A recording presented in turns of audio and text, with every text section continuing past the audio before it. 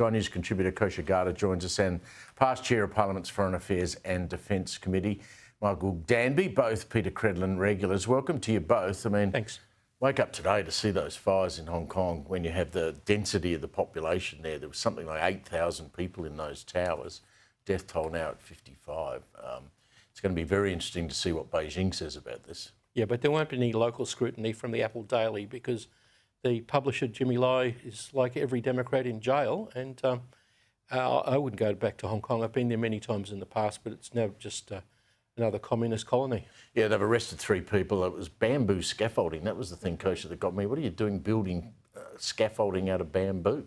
In, as you say, one of the most densely populated apartment blocks in the world. It's been a massive news day. We had 2 National Guards troops in Washington, D.C., both been critically wounded, apparently shot just blocks away from the White House. The suspect has now been identified as an Afghan national, entered the US during the withdrawal in 2021. President Trump was quick to put out a video. Here's what he had to say.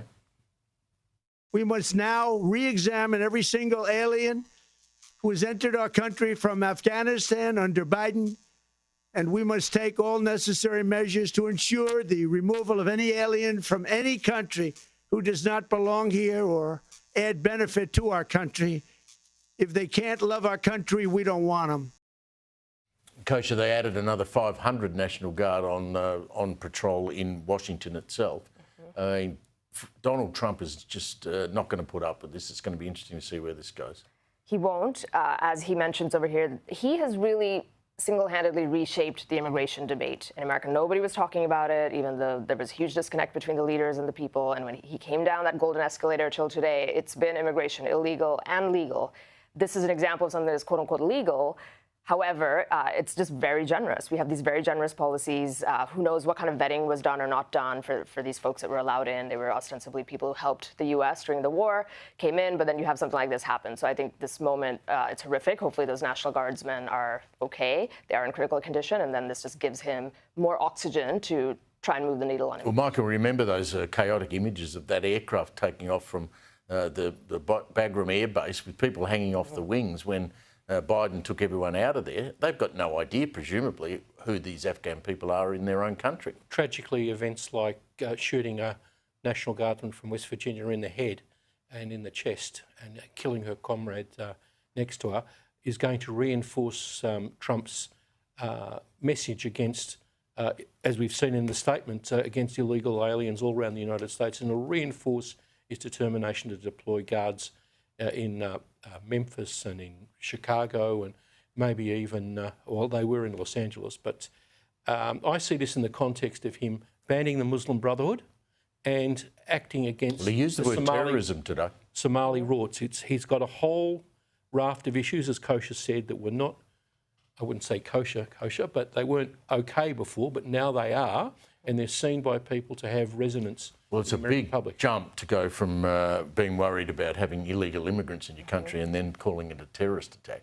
Right, and I think because this was an Afghan national and the context of how they came here, and that's another thing too, more broadly, there's this phrase called that the US has been invading the world and then inviting the world. That's sort of this policy that you cause all this upheaval, have a 20-year war that was totally unpopular, nobody wanted it, and then you end up trying to be generous by allowing them to resettle into the country, and then something like this happens, it just makes you re-question. Michael, the miserable ghost, Malcolm Turnbull, turned up in Canberra today. I love that term for him.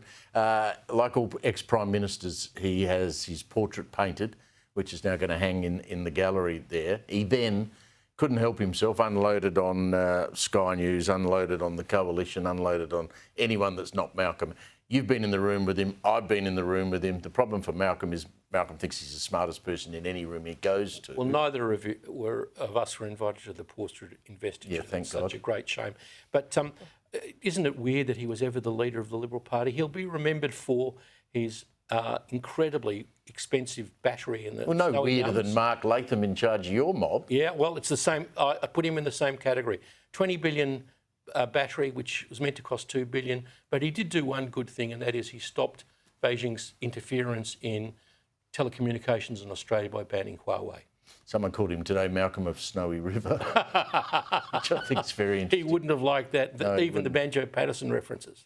Coach, just before we go, Steve Witkoff in Russia, how's this going to end? We shall see. There's the 19-point plan and then the 28-point plan and the European plan and the Russian plan. So all these plans are coming in there. It comes down to two things: security guarantees for Ukraine. What does that look like? I think NATO is a no-go. Is it something else, some sort of Western alliance in some way? And then the other thing is territorial concessions. What, if anything, will be returned? It looks like. But you can't give away a country, Steve, if you've never been there. Well, you should go to Kiev, see what's happening there in Ukraine. That's true. That's what people have to do because it's an absolute bloody disaster. Michael Kosher, thank you very much for that.